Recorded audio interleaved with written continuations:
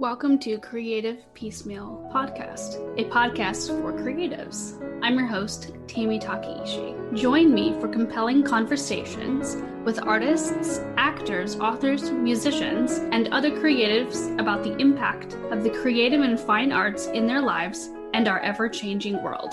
Thank you for listening.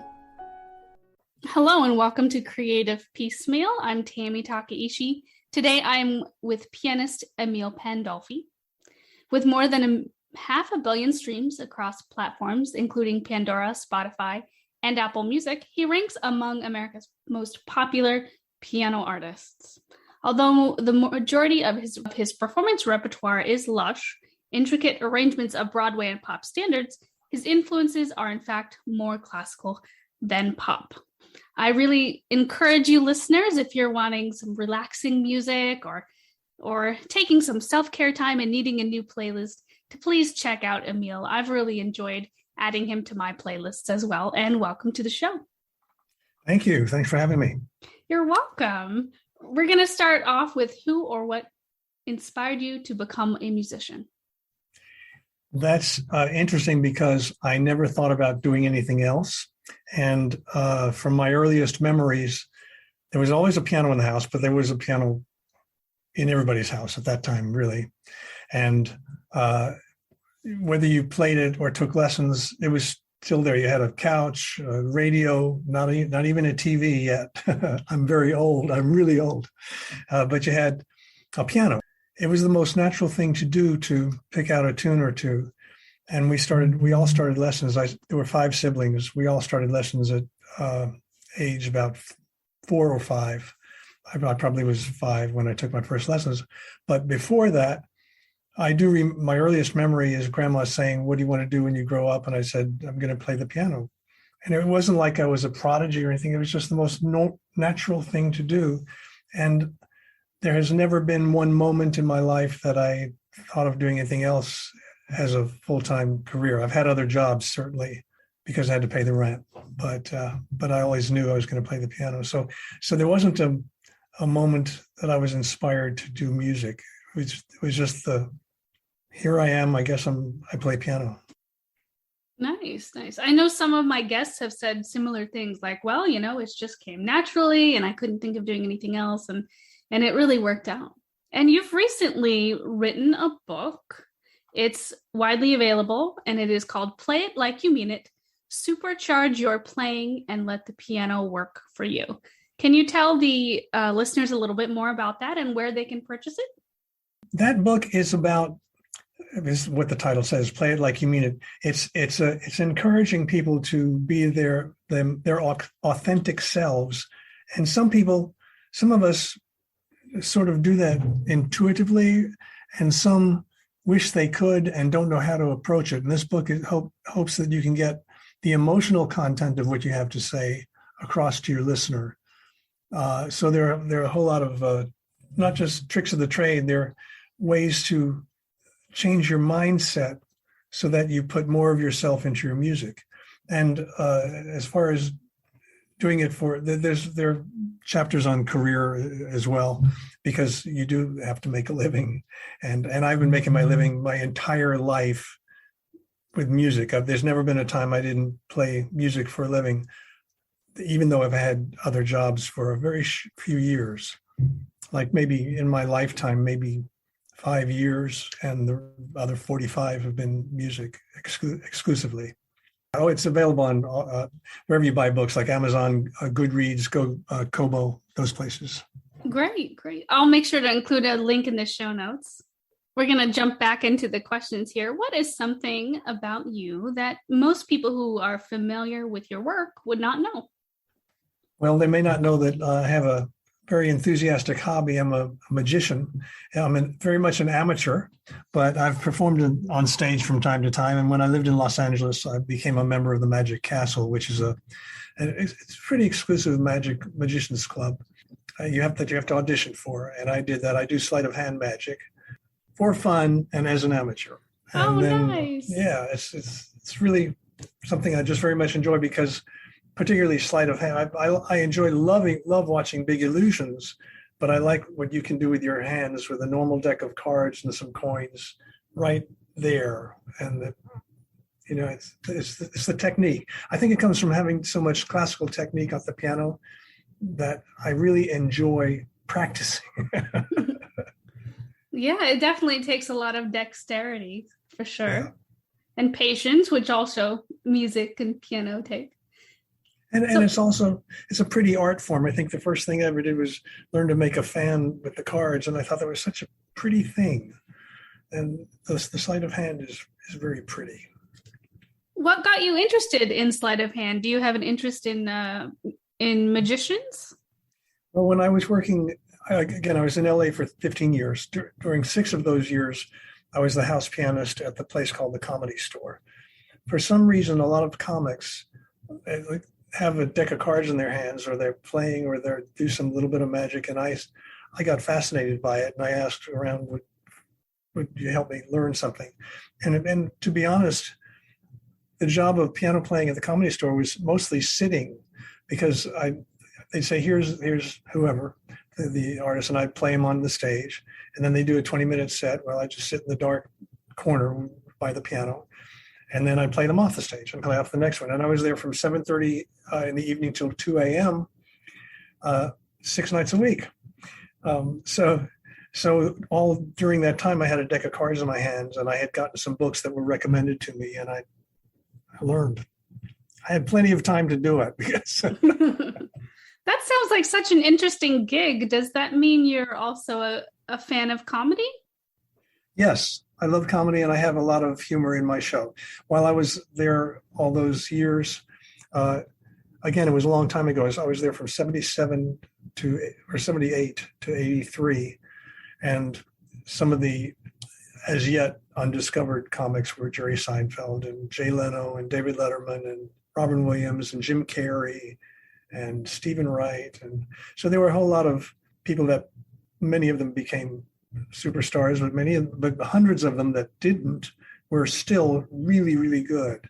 And I just studied. I'm a student, and I studied how they did comedy and why it was funny and why somebody crashed and burned and why somebody was a super, not a superstar because that's marketing, but why somebody was really successful. And so in my own show, I have a lot of my own comedy. I mean, I write my own comedy, but I just think that performing beautiful music and giving a little palate cleanser in between is a nice combination. That sounds like it was a wonderful experience for you, not only as a pianist to just get out there and try something new, meet new people, but also just a wonderful treasure since you are such a fan of comedy to see those artists in their early days. Yeah, it was wonderful. And some of that time was playing improv for the Comedy Store Players, they were called. And some of the time Robin Williams was one of the Comedy Store Players. And to watch people with so many brilliant ideas so fast and play piano behind it, it was great fun. It's always interesting to hear what people in the music field are able to do, because people are always like, oh, do you teach? Well, sure, people teach, but like you're performing, you arrange, you've written a book, you've been able to play in some really fun venues. And, I think that's a good thing to point out to listeners, that you're never really boxed in when you go into the creative arts. You're really only limited to yourself and what you're comfortable putting yourself out there for. Thank you for saying that. I think that's very helpful for a lot of people. And looking at your site, I see you have several very enthusiastic interests with the culinary part and the photography and so forth. And why not? But I think as a pianist, you can be a solo player. You don't have to be in a band. So I've been a solo player almost my entire life. I've been in a few bands, but never a particularly long time. But there were so many ways you can do it. And I have a whole section of the book that talks about the fact that, yeah, you have to make a living, and there's nothing in the world wrong with. I was a janitor for a while, and I was a house painter for a short while. I hated that job. That was awful. I preferred being a janitor, but I also preferred paying the rent, So, and I did usually when you have a musical job, very often it's at night. So there's plenty of time for a day job, and plenty of people do both. And then you kind of find your footing, find your way around. But anyway, there's a lot of that in the book. I'm just mentioning that because I think it could be genuinely helpful. It's more of a holistic view. It's not, there's tons of information online that people can find, but this is a holistic view about how you approach as a mindset what you are doing with your life as a musician. It's more of a philosophy. Yeah, it sounds so interesting, and I've added it to my pile, so I can't wait to dig into it. Obviously, you've played piano since you were young, but do you dabble in any other instruments? No, I never have. Every now and then I've tried, I didn't really sincerely try organ or synthesizer, but I have a synthesizer and I have a couple of electric pianos and things. And I sometimes try some writing on them, but I'm just an acoustic piano guy. It's so natural for me. And in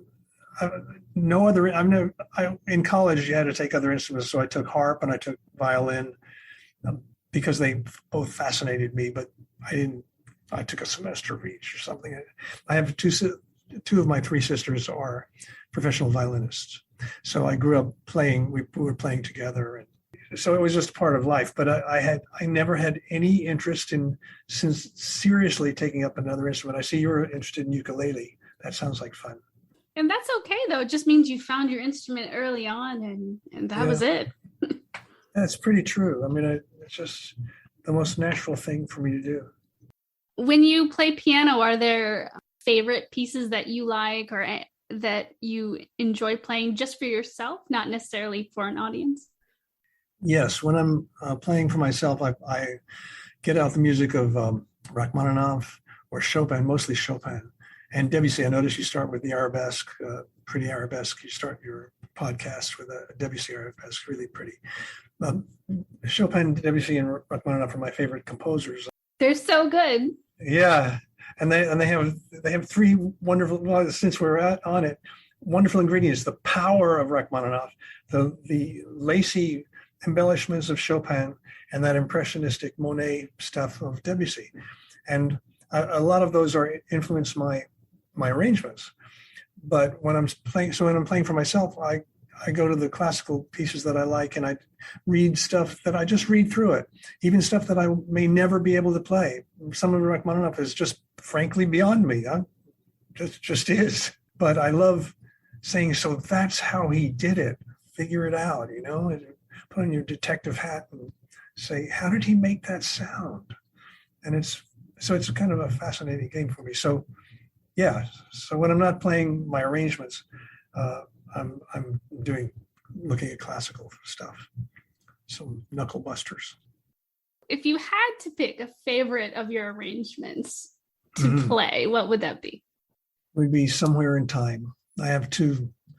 The theme from that movie it's gentle and beautiful, and I often play it in conjunction with All I Ask of You from Phantom.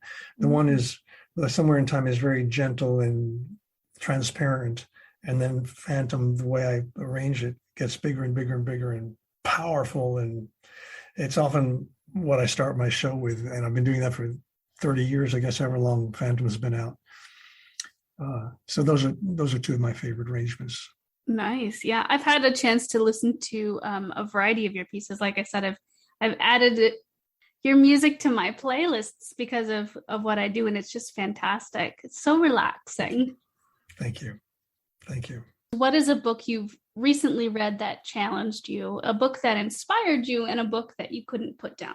Yeah, that was interesting because I love books that are before the 20th century. I like 2 years before The Mast by Richard Henry Dana. I've read that about 4 times, and I take it out every now and then. So I haven't read it recently, but I find myself reading poetry. And I love poetry, and I love Robert Frost. I love William Butler Yeats, and I find myself reading kind of self-improvement stuff. I read some easygoing novels, some thrillers, Tom Clancy kind of stuff as well, but it doesn't stay with me. It's entertainment, and I enjoy it. I mean, it's well written and it's good, but I find myself drawn to books that are self-improvement or motivational, or they're not entertaining, fascinating books, but the things like the 5 Love Languages, or things by Rabindranath Tagore, the Indian poet, which is philosophy, things like that. I love Charles Dickens. I've read most of those novels. So I see I'm kind of a throwback. Yeah, I understand. I really love, some of my favorite authors are long since gone, such as Oscar Wilde for me. Oh my, yes. Yes. Yeah, that was great. Yeah, and that kind of intellectual humor is delightful to play with.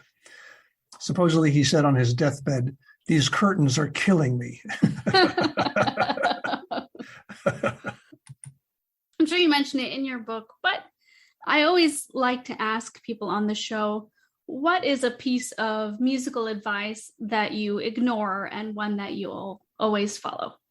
One that I ignore is you have to have training to play Mozart like Mozart, and you have to have training to play Chopin like Chopin. I ignore it because you can't play Mozart the way you play Chopin. But I grew up in the traditional education where they say, Alfred Cortot, for example, is a Chopin expert, and Schnabel is a Beethoven expert. And there's no question they played gorgeously, but how could you possibly play Chopin the way you play Beethoven? So I think play it how it feels that you should play. I ignore strict tempo markings. If there's a metronome marking, I look at it and I probably agree with it most of the time, but I ignore it. And one that I always follow is, to paraphrase it, what would Emile do?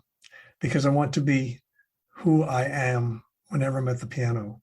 And if I'm playing it the way, well, my teacher always said you have to play this part this way, or my favorite pianist, Rubinstein or Horowitz or Andre Previn, Roscoe Peterson, if they played it that way and I loved it, doesn't mean that I should necessarily do that. And if I find myself, as a matter of fact, if I find myself playing like my impression of my idol, I just don't perform that piece because it's already been done better.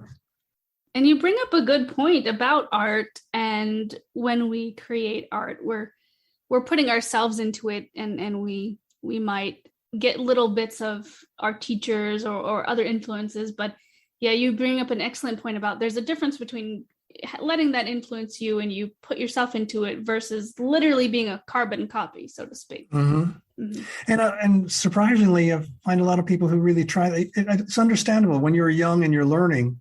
It's great help to imitate somebody. I mean, just plain imitate them because they're the greats. But then at some point you have to shed that. And I don't know about you, but when I left college, it took me a long time to stop being a college student and stop having in the back of my mind what my teacher would say about my playing. I mean, it took me years. And I was already a professional pianist, but I was thinking, what would Dr. Redke say if I did this? I mean, it just stays with you. I had to change from being a student to being a grown-up who's a professional musician. And it's a mental change that you have to make at some point. Maybe some people do it more easily than I did. I don't know. And then we become our own teachers. Yes, that's true. And along the lines of advice, what's the best advice you've received in your industry? As far as industry, meaning the business of music, is that I had to find out, lo and behold, music is a business like anything else. And I hated knowing that, but it's just life on earth. And once I think I know so many people, young ones in particular, including myself at the time, that you object to the fact that it's a business. And if you have to, and that's a terrible obstacle, objecting to it. It's like objecting to gravity. I don't like it, but there it is. And the sooner you can understand it's not a bad thing that music's a business, it's just a thing. Music, like anything else, is a business. Painting a beautiful picture of, even Michelangelo sculpting David, somebody had to pay for it. Somebody had to pay him, he had to eat and he had to sleep. And whether it was a patron or a commissioned piece of artwork or whatever, somebody has to do it. Van Gogh was poor not because he wasn't a great master, but he was poor because he didn't have anybody marketing his stuff. And there's a kind of a tradition that art is discredited if you make it into a business. That's not true. They're two things, but somebody has to market your artwork. I think often even Mother Teresa, maybe the kindest woman in the world, but she had to raise money all the time. You have to have money to help people, to make them better, to do your art. So anyway, I think that's I forget what the question was, but I think it was something as far as the music industry concerned, the fact that it is an industry, and don't balk at that. It's just how it is. Yeah, it's definitely a hard pill to swallow for many creative types. Mm-hmm.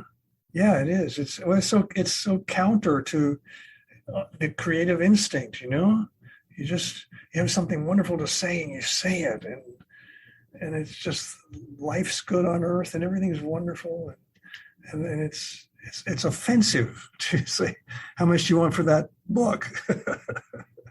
It really goes back into, and I know this has been more popular mindset, is knowing your worth, not being afraid to charge X number of dollars for a lesson because you have a doctorate, things like that.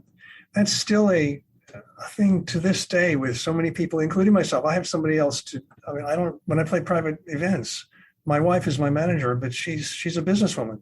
And when people ask me what it costs for a concert, I say, well, talk to Judy. I mean, it's still uncomfortable for me, but I know, but somebody has to do it.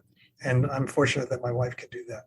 Do you have any barriers, either internal or external, to reaching where you are in your career? I feel odd saying this, but the answer is no. I've had hard times like anybody has, but I've never veered for a moment from knowing what it is that I'm supposed to be doing on this planet, and just playing music. And it wasn't like, oh my God, the God spoke to me. No, it's just, that's what I do. Sometimes in LA, I was poor. As I said, I took other jobs, but not much. And I'd rather make a very little bit of money doing what I love than making more money doing something I hated. Saying this, I have to say I feel blessed. I mean, I'm a guardian angel or something, because my whole career has been very happy, very successful, and I've had to worry about money, certainly, but I haven't had to veer from my path.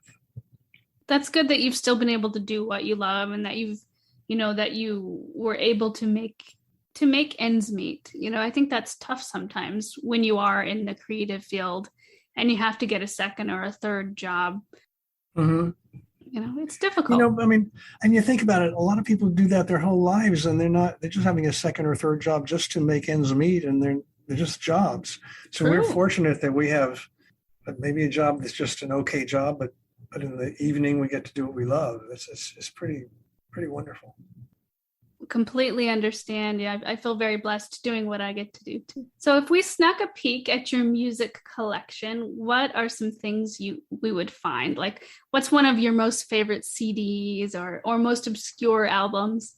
Probably one of my favorite albums, and it's, I don't know if I still have it on vinyl, but I did. I grew up with it. Was Joseph Hoffman, concert pianist, playing Moskowski and Godofsky, and these finger benders that are crazy difficult and wonderful to hear, and just phenomenal technique. And then I have, because of my dad, when we were growing up, he got Reader's Digest Book of the Month, and they had Records of the Month, and so I heard most of the great popular piano concertos and violin concertos on these monthly issues that he got. So you would see it mostly classical, and then you would see my very first non-classical record ever. I was in college. It was my second year of college when I first bought a non-classical album, and it was James Taylor, Sweet Baby James. And I really liked I found out that there was other music besides classical, and it was great. It's always interesting to hear what people have to say about their music collections. Yeah, I still am pretty much I listen to NPR and I listen to classical music. The other thing that I listen to intensely is Oscar Peterson. What a brilliant pianist, and his kind of jazz I love. We're going to dig into a serious question. What is one of the biggest challenges you feel you have right now? And what would you like to do to overcome that? Well, to be honest, My biggest challenge is I need more self-discipline.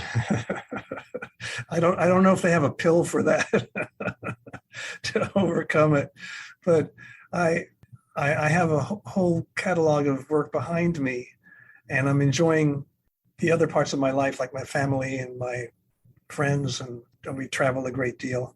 And I have to remember I'm not retired. I may be old enough, but I'm not retired. And because I have a lot of streams and a lot of albums out there, I don't have to work so hard, but I don't want to become a lazy bum, just lazy.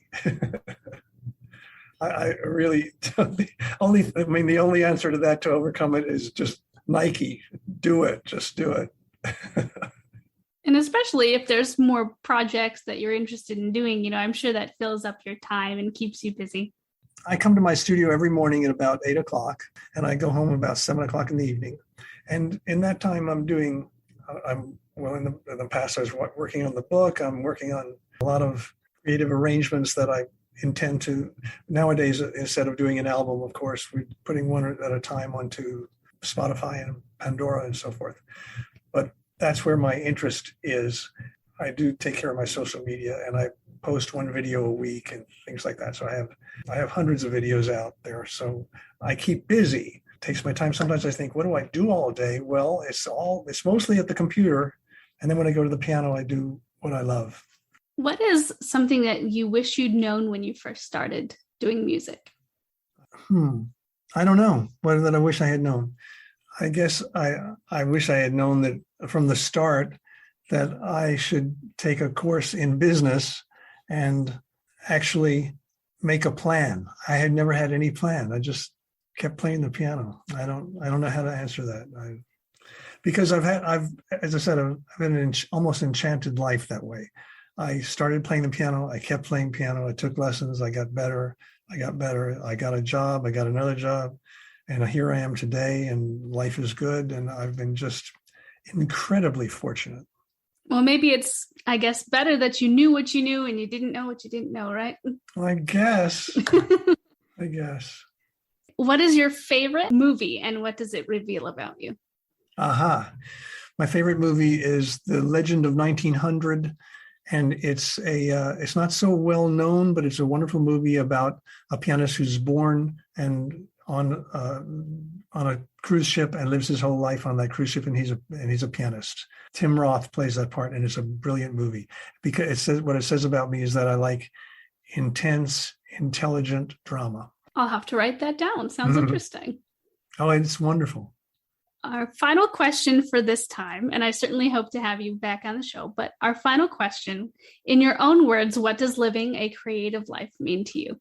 It means that you are happy. It means that everything you do from an authentic viewpoint. So if you wrap up a gift for someone, you do it how you would do it, not how the department store would do it. And if you tell a story, you say it in your own way. And if you love somebody, you love them how you would love them. It's creative and authentic to me are kind of the same thing. I love that. Excellent. Emile, thank you so much for joining the show. Listeners, please check the show notes for links to his book and his playlists and albums. Thank you. Thank you, Tammy. Thanks for listening to the podcast. Like the show? Have a question? Stop by the Facebook and Instagram pages. Links are in the show notes, or search for Creative Piecemeal Podcast on social media and click follow for all the latest.